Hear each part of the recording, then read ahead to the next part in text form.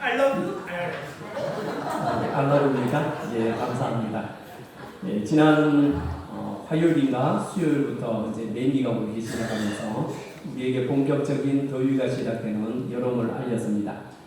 좀 더위가 시작되면서 여름철 감기에 걸리는 분들도 없지 않아 계실 텐데 건강관리 잘 하셔서 믿음으로 강건하게 살아가는 한철 되시기를 바랍니다. 시간이 좀 지났지만은 예전에 인터넷을 아주 뜨겁게 달구었던 게시물이 하나 있었습니다. 그것은 다른 것이 아니라 어떤 운전자가 구급차를 피해주다가 정지선 위반 단속에 걸려 과태료를 물었다는 글이었습니다. 그래서 게시판에 올라온 글은 그 당시 상황을 사진과 함께 올라왔는데 그 글에 의하면 지방에 사는 어떤 사람이 운전 중에 신호를 대기하는 중이었습니다. 그때 뒤에서 구급차가 급하게 사이렌을 울리며 달려왔다는 겁니다. 그래서 그 구급차를 피하기 위해서 이제 운전을 해야 되는데 피하려고 보니까 오른쪽에 대형 트레일러가 서 있습니다. 그래서 왼쪽으로 피하려고 보니 왼쪽에도 대형 트레일러가 서 있습니다. 그래서 차를 비켜주기 위해서 앞으로 차를 이동시켰더니 그만 정지선 위반으로 무인 단속 카메라에 단속이 되었다는 겁니다. 그래서 경찰서에도 알아보고 법률구조공단에도 문의를 해보았지만은 과태료를 납부하라는 통보를 받았다는 내용이었습니다. 이 글에 엄청난 댓글이 순식간에 달리기 시작했습니다. 아니, 내가 정지를 일부러 위반하려고 한 것도 아닌데 이런 상황을 이해해 주지 못하는 정부에 대한 비난의 글이 폭주를 했습니다. 그러자 경찰이 이 사실을 확인하기 위해 이르렀습니다. 그런데 사실을 확인해 본 결과 그 글은 거짓이었습니다. 한마디로 가짜글이었습니다. 그런데 사실은 알고 보면 이런 일들이 오늘날 최근에도 종종 일어납니다. 한 사람의 말만 듣고 성토를 하고 비난과 비판과 폭언을 퍼부었는데 나중에 알고 보니 사실은 그 정반대였습니다. 물론 이런 일이 일어난 책임은 당연히 거짓말을 한 사람에게 있습니다. 하지만 사실 여부를 알아보지도 않고 먼저 욕부터 하고 비난을 퍼부은 사람들도 거기에 동조한 사람들도 그 책임에서 자유롭지는 못할 것입니다. 조금만 기다려보고 조금만 더 사실을 확인한 다음에 이런 저런 말을 해도 게시판에 올려도 늦지 않았을 텐데 무엇이도 그리 급한지 사실 여부를 떠나서 폭언과 막말부터 쏟아내놓고 봅니다. 요한복음 8장 말씀에 보면 간음을 하다 현장에 붙들린 여인이 있습니다.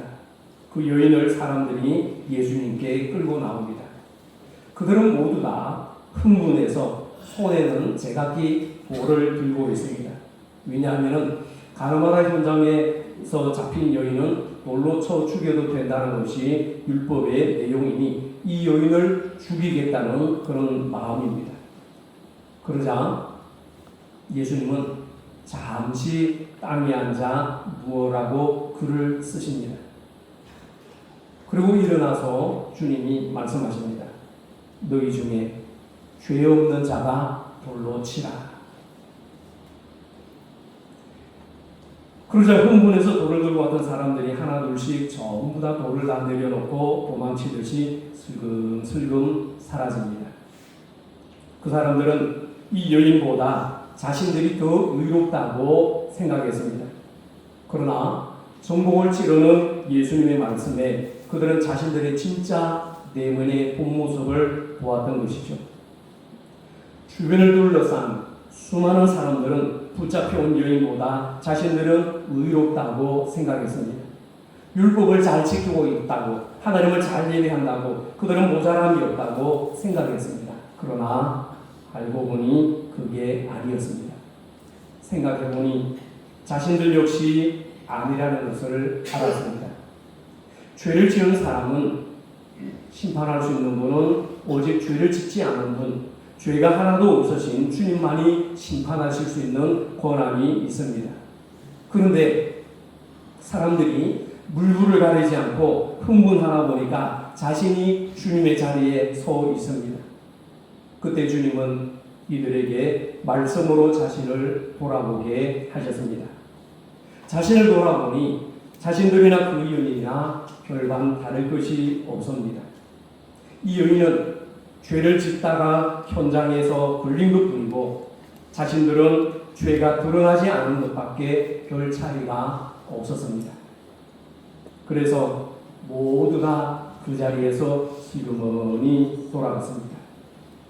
조금만 생각해보고 조금만 감정을 절제했더라면 이런 행동을 하지 않았을 것입니다. 그러나 여러분, 오늘 우리도 그렇습니다. 신앙생활을 하면서 조금 더 기도하고 조금 더 생각해보면 주님의 마음을 알 수 있고 우리를 더 잘 되게 하시려는 주님의 마음과 생각을 헤아릴 수 있습니다. 여러분, 나를 사랑하시고 나를 잘 되게 하시는 하나님의 마음을 한 번만 더 생각해 보시기 바랍니다. 그러면 믿음의 길이 보입니다. 잘 되게 하시는 믿음의 통로, 은혜의 통로가 눈에 보입니다. 오늘 우리가 읽은 본문 말씀은 하나님께서 아브라함에게 복을 주시는 말씀입니다. 성경을 가만히 보면 아브라함처럼 하나님께 큰 복을 받은 사람도 드뭅니다. 아브라함은요, 우리가 알고 있는 대로 원래 가난한 사람이 아닌 우상이 난무하고 있던 그 갈대아 우르의 출신 사람입니다. 하나님은 그런 아브라함을 불러서 복의 근원이 되게 하셨습니다. 한마디로 잘 되게 하시되 더 잘 되게 하시고 부르셨습니다. 자, 그러면 아브라함이 이렇게 더 잘 된 비결이 무엇일까요? 이제 다가오는 주일이 맥주 감사주일입니다. 우리가 감사주일을 한 주간 앞에 두고 오늘은 더 잘됨의 통로라는 제목으로 말씀을 통해 은혜를 나누려고 합니다. 주님의 은혜가 말씀을 듣는 총원의 모든 가족들에게 임하시기를 축원합니다. 한번 같이 해봅시다. 더 잘됨의 통로, 더 잘됨의 통로. 여러분, 아브라함이 이렇게 더 잘된 비결이 무엇일까요? 몇 가지만 생각해 보면 이렇습니다. 첫째로 아브라함의 감사가 더 잘되게 하는 통로입니다. 아브라함이 무엇이 잘되게 했습니까? 감사. 아브라함의 감사가 더 잘되게 하는 통로였습니다. 창세기 11장부터 등장하는 이 아브라함의 삶을 우리가 살펴보면은 아브라함은 여러 번이나 하나님의 약속을 받고 말씀을 따라합니다. 그 대표적인 약속의 말씀은 하나님께서 아브라함을 가나안으로 이끌어 축복의 통로가 되게 하시겠다는 약속입니다. 그 약속이 창세기 12장 2절과 3절 말씀에 나옵니다. 내가 너로 큰 민족을 이루고 내게 복을 주어 내 이름을 창대하게 하리니 너는 복이 될지라. 너를 축복하는 자에게는 내가 복을 내리고 너를 저주하는 자에게는 내가 저주하리니 땅의 모든 족속이 너로 말미암아 복을 얻을 것이라. 아멘. 너를 큰 민족을 이루게 해주겠다. 내 이름을 창대하게 해주겠다. 너를 축복하는 자에게는 내가 축복하고 복을 내리고 너를 저주하는 자에게는 내가 저주하겠다. 너는 복을 얻을 것이라 말씀하십니다. 약속해 주셨죠. 그런데 하나님의 이 약속은요, 쉽게 이루어지지 않았습니다. 가나안에 들어오자마자 흉년이 들어서 아브라함은 애국으로 내려갑니다. 분명히 하나님께서 복을 주신다고 했는데 흉년이 들었습니다. 그래서 아브라함은 불안한 마음과 불신의 마음으로 애국으로 내려갔습니다. 그리고 하나님은 또 하나의 약속을 말씀하셨는데 그것은 후손의 약속이었습니다. 그런데 그 후손에 대한 약속도 쉽게 이루어지지 않았습니다. 하나님께서 큰 민족을 이루어 주시겠다고 약속을 하셨지만 큰 민족은커녕 아브라함은 자식 하나 제대로 낳지 못하는 그런 사람이었습니다. 하나님께서 아브라함에게 약속하신 것들이 생각했던 만큼 쉽게 이루어지지 않았습니다. 심지어 창세기 15장 말씀을 보면 아브라함의 후손이 애굽에서 계기된다고 말씀하십니다. 그리고 또 아브라함이 하란을 떠날 때가 75세인데 100살이 다 되기까지 하나님의 약속이 이루어질 흔적조차도 보이지 않습니다. 자녀조차 없습니다. 하나님이 약속을 하셨지만은 20년이 넘도록 뭐 하나 제대로 이루어진 것이 없습니다. 하지만 그럼에도 아브라함은 하나님을 믿고 따랐습니다. 그런데 그냥 따른 것이 아니라 감사하며 따릅니다. 우리가 잘 알듯이 하나님을 따르는 사람들은 많습니다. 또 예수님을 따르는 사람들도 많았습니다. 그런데 그들 대부분은요, 중간에서 돌았습니다. 포기합니다. 이유가 무엇일까요? 그 믿음에 감사가 있고 없고의 차이입니다. 좀 전에 우리 집사님 앞에서 찬양하실 때 감사라는 찬양을 불렀죠. 다음 주일이 감사주일입니다. 그래서 이 찬양을 같이 부를 때 제 마음이 참 너무나도 감사하고 하나님의 은혜로 풍성해졌습니다. 우리의 믿음에 감사가 있고 없고 감사의 고백이 있느냐 없느냐의 차이는 하늘과 땅 차이입니다. 예를 들면 가룟 유다 같은 경우는 예수님을 따랐지만 마음에 감사가 없었습니다. 유다가 노린 것은 돈인데 돈 주머니가 채워지지 않았습니다. 그러니 불평이 앞서고 불만이 앞서다 보니까 은 30을 받고 그만 예수님을 팔아넘기고 말았습니다.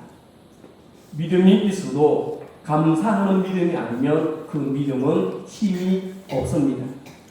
입만 열면 불평이 많고 원망이 앞서는데 그 믿음에 무슨 힘이 있겠습니까? 우리 청운의 식구들은 말을 예쁘게 해서 하나님께 복을 받는 믿음의 성도들이 되시기를 축원합니다. 하나님 앞에서나 사람들 앞에서 말을 예쁘게 해야 됩니다. 왜냐하면요, 성도는 입술의 복록과 열매를 먹고 산다라고 말씀하기 때문이죠. 그래서 성경에서 믿음의 사람은 구약에서 제단을 잘 쌓은 사람이었고 신약에서는 예배를 잘 드린 사람이었습니다. 예배를 통해서 하나님을 만나고 예배를 통해서 은혜 받고 예배를 통해서 복을 받습니다. 여러분, 가인과 아벨의 결정적인 차이도, 노아와 그 당시 세상 사람들의 차이도, 아브라함과 롯의 차이도 다름 아닌 제단의 차이입니다. 신약의 예배 속에는 찬양이 있고 기도가 있고 말씀이 있고 감사가 있었습니다. 이렇게 구약이든 신약이든 사람이 하나님께 드리는 것은 찬양과 기도와 감사입니다. 이것이 바로 예배입니다. 우리가 하나님께 예배를 드릴 때에 하나님께서는 우리에게 말씀을 주십니다. 그리고 말씀을 따라서 우리에게 은혜와 평강의 복을 부어 주십니다. 바로 이 두 가지가 하나님과 인간이 서로 만나게 되는 것, 이것이 바로 구약의 제단이요 오늘날 신약의 예배입니다. 그러므로 예배는 쉬운 말로 표현하면 하나님과의 만남이 예배입니다. 하나님과의 만남. 여러분, 아무리 인격과 믿음이 좋아도 감사로 제사를 드리고 감사로 예배를 드리는 신앙이 되어야만 합니다. 감사가 부담이 되지 않고 오히려 기쁨과 믿음이 될 때에 이것이 진짜 바른 믿음입니다. 이것이 복된 믿음입니다. 아브라함은요, 자신에게 복이 임하지 않고 자신에게 자손이 없음에도 하나님께 제단을 쌓아 하나님께 예배드리는 것을 게을리하지 않았습니다. 가는 곳곳마다 하나님 앞에 예배의 제단을 쌓았습니다. 심지어 100세에 얻은 아들을 독장 이삭을 제단에 드리라는 하나님의 말씀에도 두말 없이 드렸습니다. 이것은 이제까지 아브라함이 삶을 이끌어 오신 하나님께 대한 감사와 또 하나님을 향한 전적인 믿음이 없었다면 이것은 도저히 불가능한 일이었습니다. 여러분, 아브라함만 그럴까요? 욥도 마찬가지입니다. 재산이 다 없어지고 10명의 자녀들이 다 죽고 심지어는 그것도 모자라서 자신의 몸에 병이 들어도 하나님을 원망하지 않았습니다. 그 이유가 무엇입니까? 욥의 고백에서 우리가 잘 찾아볼 수 있습니다. 욥기서 1장 21절에서 욥의 성경을 통해 이렇게 고백합니다. 내가 모태에서 알몸으로 나와 사온즉 또한 알몸으로 그리로 돌아가올지라. 주신 이도 여호와시요 거두신 이도 여호와시오니 여호와의 이름이 찬송을 받으실지어다. 네. 주신 이도 여호와시다. 거두시는 이도 여호와시다. 그러게 여호와 이름의 찬송을 받으실지어다 말씀합니다. 여러분, 욥이 이렇게 큰 고백을 할 수 있었던 것은 감사로 살았기 때문입니다. 감사의 믿음이기 때문입니다. 이 감사의 믿음이 아브라함을 믿음의 조상이 되게 했고, 이 감사의 믿음이 욥을 욥되게 했던 것이죠. 여러분, 우리가 살아가는 삶에도 큰 시련이 있습니다. 어려움이 있습니다. 아픔이 있습니다. 고난이 있습니다. 어느 누구 하나 평탄한 사람은 없습니다. 하지만 그럼에도 불구하고 나를 사랑하시고 나를 붙드시고 나를 인도하시고 나를 도와주시는 하나님께 대한 감사를 잊지 마시기 바랍니다. 내 마음속에 불평할 일이 있어도 먼저 감사하시기 바랍니다. 불만이 터져나올 일이 있어도 입 밖으로 먼저 내기보다 하나님 앞에 기도하시며 감사하시기 바랍니다. 다니엘이요, 사자굴에서 감사하고 바울과 실라가 옥중에서 감사하고 다니엘의 세 친구가 푸른 불 속에서도 원망하지 않고 감사했습니다. 하나님께 드린 그 감사가 저와 여러분의 믿음이 되시기를 바랍니다. 결국 그 감사가 나를 더 잘 되게 하는 영적인 비결입니다. 여러분 믿으시기 바랍니다. 우리는 힘들어도 감사하고 어려워도 감사하고 그럼에도 감사하고 그러니까 감사하고 그리 아니하실지라도 감사하고 범사에 감사하고 날마다 감사하고 그냥 감사하는 여러분 성도들 되시기를 축원합니다. 자, 두 번째는 충성이 더 잘 되게 하는 통로입니다. 무엇이 더 잘 되게 합니까? 충성이 더 잘 되게 하는 통로입니다. 우리가 아브라함의 삶을 생각할 때에 가장 중요한 부분이 바로 창세기 2장 22장의 클라이막스, 바로 독자 아들 이삭을 제물로 바치는 장면입니다. 제가 신학교 1학년 때 기독교 교육이라는 과목을 공부를 할 때 교수님께서 이 창세기 22장 이 말씀을 가지고 설교문을 한 편, 그런데 그때는 설교문이라기보다는 기독교 교육 시간이었으니까 교회 학교 아이들에게 설교를 할 수 있는 설교문을 작성해 오라, 그렇게 과제를 내셨어요. 그래서 모든 학우들이 A4에 이제 타이핑을 쳐서 이렇게 설교문을 만들어 옵니다. 이쪽은 저쪽은 이렇게 설교를 만들었는데, 그때 제가 불현듯 과제를 하면서 무슨 마음으로 그 글을 썼는지 모르지만은 주석을 찾았습니다. 주석을 찾아서 오늘 히브리서의 말씀을 찾아서 그 각주를 달았습니다. 아브라함은 이렇게 믿음으로 하나밖에 없는 아들을 이삭에 드릴 수 있었던 것은 하나님께서 제 가운데서도 하나님께서 살릴 수 있다는 그 믿음이 있었기 때문에 아브라함을 드릴 수 있었다라고 페이퍼에 썼습니다. 그래서 교수님이 거기에다가 빨간 색연필로 두 줄로 밑줄을 쫙쫙 그으면서 동그라미로 오케이 사인을 주셨어요. 그래서 제가 학점을 A+를 받았습니다. 별로 안 좋아하시네요. 자, 여러분 창세기 22장에 독자 이삭을 제물로 바쳐간 장면입니다. 혹여 만에 하나라도 하나님께서 여러분 아들, 딸 시집가고 장가고 잘 살고 있는데 여러분 아들을 갑자기 선교사로 보내라, 그런 명령이 내게 주어진다면, 아니면 많지도 않은데 내 적금 통장에 적금을 깨서 하나님의 선교 사역에 선교사님들을 위해서 써라, 보내라, 그렇게 말씀하신다면 여러분들은 어떤 반응을 보이시겠습니까? 아브라함도 그랬습니다.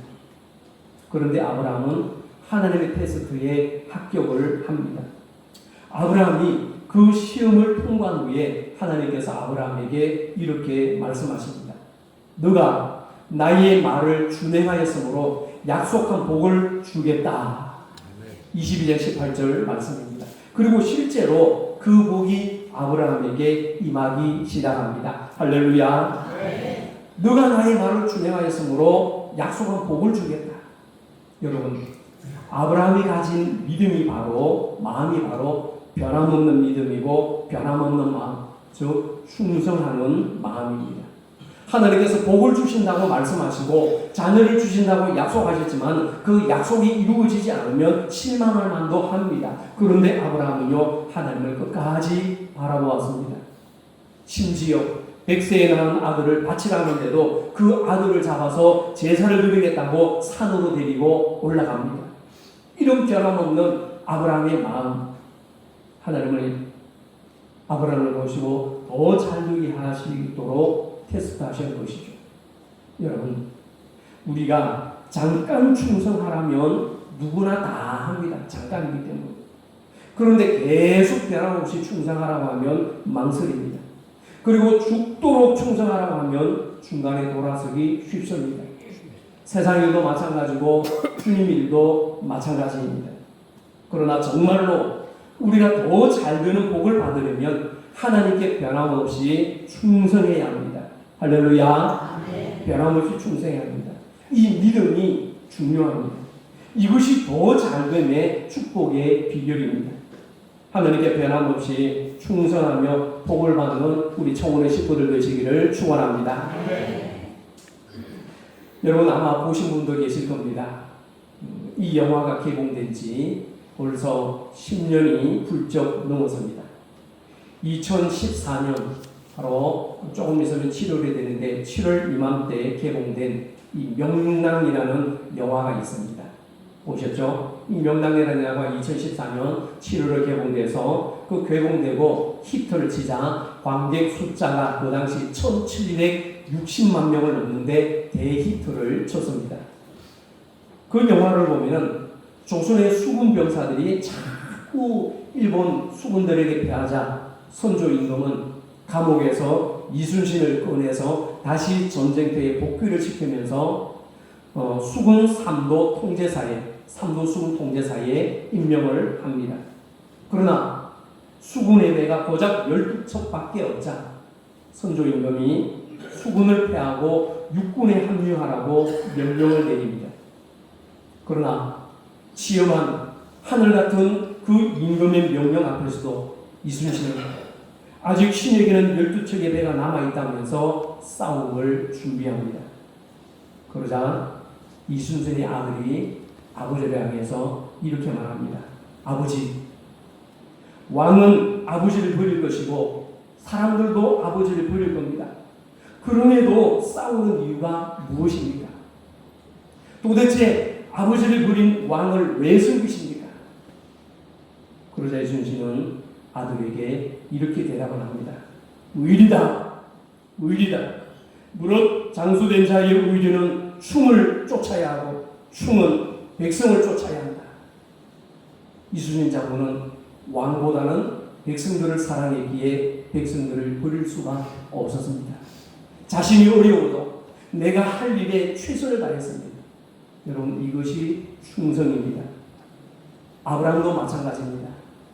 한때 믿음이 없을 때는 애굽으로 내려가기도 하고 종을 첩으로 삼아 후사를 이으려고 했습니다. 그러나 하나님의 자상하시고 또 확실하고 분명하신 말씀에 아브라함은 변함없이 나아갔습니다. 믿음이 자라갔습니다. 아브라함은요, 이삭을 바치는 시험 앞에서도 변함없이 하나님의 말씀을 붙잡았습니다. 자신의 형편에 따라 말과 행동을 바꾸지 않았습니다. 이것이 아브라함을 더 잘되게 한 영적 비결이었습니다. 여러분, 우리 역시 아브라함처럼 흔들리지 않는 신앙, 변함없는 신앙으로 하나님 앞에서 충성, 봉사, 헌신하시는 믿음의 성도들 되시기를 축원합니다. 마지막 세 번째로요, 더 잘됨의 축복의 통로는 칭찬과 격려입니다. 같이 봅시다. 더 잘됨의 축복의 통로는 칭찬과 격려입니다. 자, 첫 번째가 뭐라고 그랬습니까? 더 잘 되게 하는 통로가 뭐라고 그랬어요? 감사입니다. 감사가 첫 번째입니다. 두 번째는 충성입니다. 충성이 축복의 통로입니다. 세 번째 더 잘됨의 축복의 통로가 뭐라고 그랬어요? 칭찬과 격려입니다. 아브라함의 일생에서 가장 극적인 장면은 바로 이삭을 드리라는 하나님의 말씀 앞에 아브라함은요 한마디 불평할 수도 있고 못한다고 그럴 수 없다고 어떻게 아들을 바칠 수 있느냐고 그럴 듯한 이유와 핑계를 변명을 할 수도 있었습니다. 그런데 아브라함은요 한마디 말도 없었습니다. 오히려 모리아산으로 올라가는 장면에서 아들 이삭이 아버지에게 이렇게 묻습니다. 아버지, 불과 나무는 있거니와 번제할 어린 양은 어디에 있습니까? 그런데 아들의 말을 듣고서 아버지 아브라함의 대답이 뭐라고 그럽니까? 내 아들아, 번제할 어린 양은 하나님이 자기를 위하여 친히 준비하시리라. 여러분들은 아브라함의 이 대답을 어떻게 생각하십니까? 참으로 대책 없는 한심한 대답이라고 들리십니까? 아니면 무모한 대답으로 들리십니까? 아니면 아브라함의 뛰어난 지혜의 임기응변으로 들리십니까? 저는요, 물론 그때 당시 그 교환을 쓰면서도 교수님 앞에서 대답을 했지만 저는 이렇게 대답한 아브라함의 훌륭한 대답은 믿음의 대답으로 생각합니다. 아브라함은 아들 이삭을 잡아서 번제를 드려야 함을 알고 있습니다. 지용하신 하나님의 명령에 불순종할 수 없음을 압니다. 하지만 그럼에도 끝까지 믿음으로 긍정적인 말로 아들에게 대답을 해줍니다. 그리고 아들을 그 대답대로 실망시키지는 말을 하지 않습니다. 여러분, 우리 입에서 나오는 말이 중요합니다. 무엇이 중요합니까? 말이 중요합니다. 말이 중요해요. 민수기 14장 28절 우리가 너무나 잘 알고 있는 말씀입니다. 너희 말이 내 귀에 들리는 대로 내가 너희에게 행하리라. 아멘. 갈라디아서 6장 7절에서는요 사람이 무엇으로 심든지 그대로 거두리라 말씀합니다. 전도서 5장 2절에서 말씀합니다. 너는 하나님 앞에서 함부로 입을 열지 말며 급한 마음으로 말을 내지 말라. 하나님은 하늘에 계시고 너는 땅에 있음이라. 그런즉 마땅히 말을 적게 할 것이라. 에베소서 5장 4절에서도 말씀합니다. 누추함과 어리석은 말이나 희롱의 말이 마땅치 아니하니 오히려 감사하는 말을 하라. 아멘. 여러분, 더러운 말과 어리석은 말과 상스러운 말을 하지 말라고 성경은 우리에게 분명히 말씀합니다. 여러분, 이 말씀을 요약하고 압축하면 감사의 말을 하라는 뜻입니다. 어떤 말을 하라? 감사의 말을 하라. 그리고요, 우리는 또 비난과 비판의 말을 하지 말아야 합니다. 주님은 그 비난과 비판이 나에게 되돌아온다고 말씀합니다. 얼마나 두려운 말입니까? 여러분, 말은 부메랑입니다. 같이 봅시다. 말은 부메랑입니다. 말은 부메랑입니다. 여러분, 산에 올라가서 야호하고 해보세요. 메아리가 나에게 금방 돌아옵니다. 내가 한 말은 반드시 내게 다시 되돌아옵니다. 심은 대로 거둡니다. 이것은 영적 법칙입니다. 히브리서 10장 24절에서 서로 돌아보아 사랑과 선행을 격려하라 말씀합니다. 격려하라, 칭찬하라고 말씀합니다. 그리하면 그 칭찬과 격려가 나에게 되돌아옵니다. 여러분 믿으시기 바랍니다. 자, 그러면 옆 사람에게 축복하는 마음으로 한번 이렇게 해봅시다. 그 말이고 내게 되돌아옵니다. 사랑합니다. 축복합니다. 멋지십니다. 이렇게 인사합니다. 자, 옆 사람에게서 사랑합니다. 축복합니다. 멋지십니다. 네. 자, 다시 봅시다. 사랑합니다. 축복합니다. 멋지십니다. 할렐루야. 여러분, 칭찬은 우리의 삶에 놀라운 에너지를 만들어냅니다.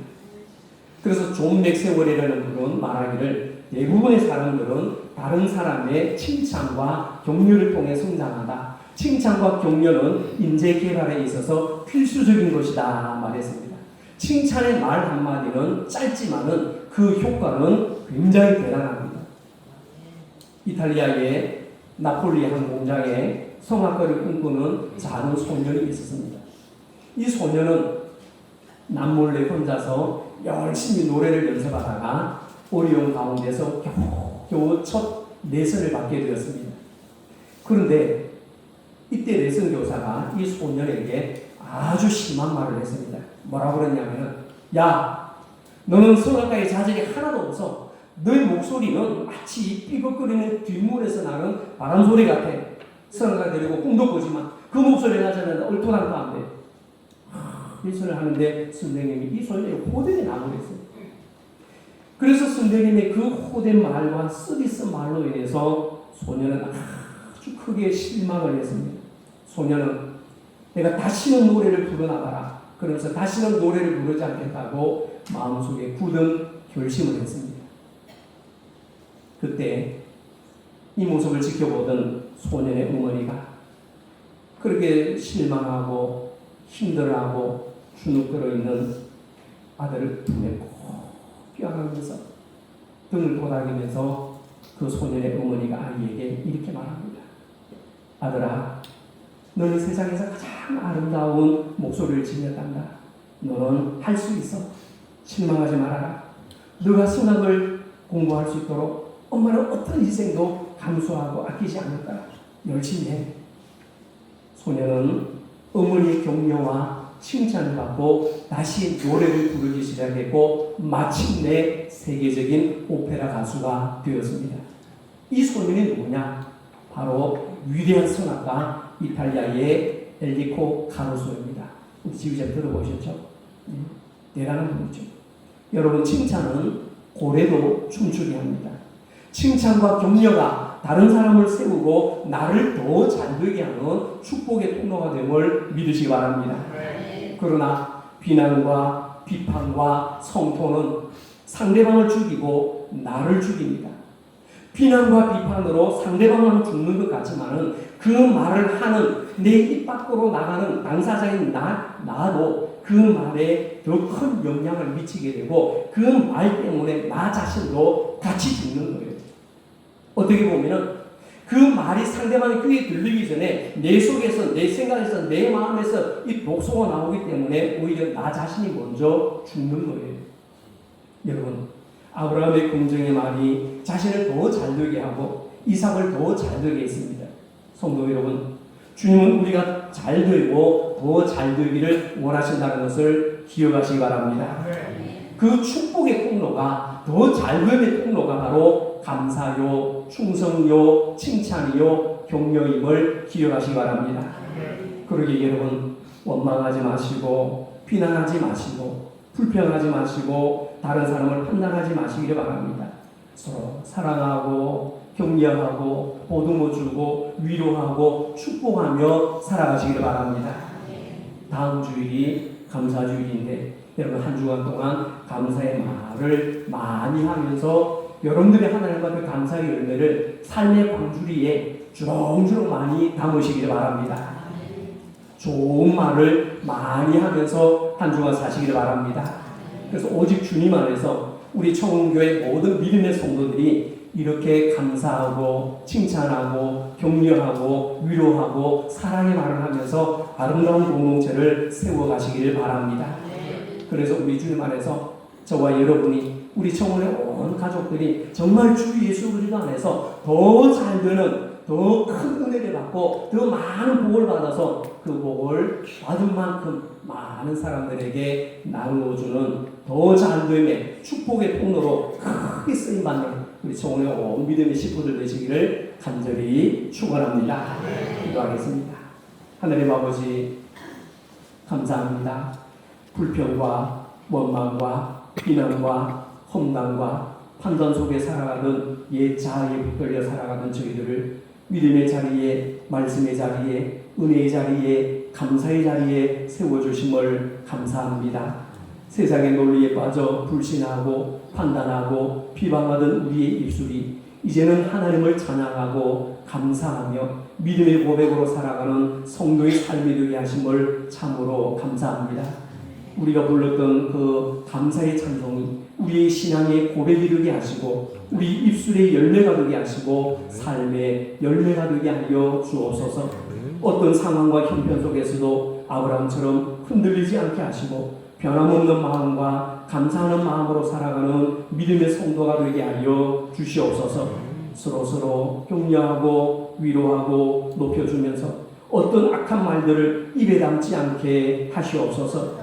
다른 사람의 부족함과 모자람에 대해서 비판하거나 흉보거나 비방하거나 판단하지 않게 하셔서 입술의 복록을 누리며 축복의 통로로 살아가는 모든 청운의 가족들이 되게 하여 주옵소서. 그래야 우리를 더 잘 되게 하시는 하나님의 뜻대로 살아가는 복 있는 믿음의 성도들이 되어 이 복을 이웃에게 나누어 주며 더불어 행복하게 아름답게 감사하게 살아가는 우리 청운의 모든 식구들이 되게 하여 주옵소서. 그래서 우리 청운교회 믿음의 공동체가 우리 교회 공동체가 하나님 보시기에 아름다운 공동체, 하나님께서 우리 성도들과 교회를 바라보실 때에 흐뭇하게 미소 지으실 아름다운 교회 공동체를 세워나가는 성숙한 우리 청원의 식구들 되게 하여 주옵소서. 그래 더 작음의 축복의 통로로 살아가는 복된 보람찬 삶을 믿음 안에서 맛보며 누리며 살아가는 저희들 되게 하여 주옵소서. 가정이 잘 되고 부역이 잘 되고 교회가 잘 되고 개인의 사업이 잘 되고 손끝에서 이루어지는 모든 일이 주님의 은혜로 말미암아 더 잘 되는 축복으로 풍성케 하여 주시옵소서. 예수님의 이름으로 기도하옵나이다. 아멘.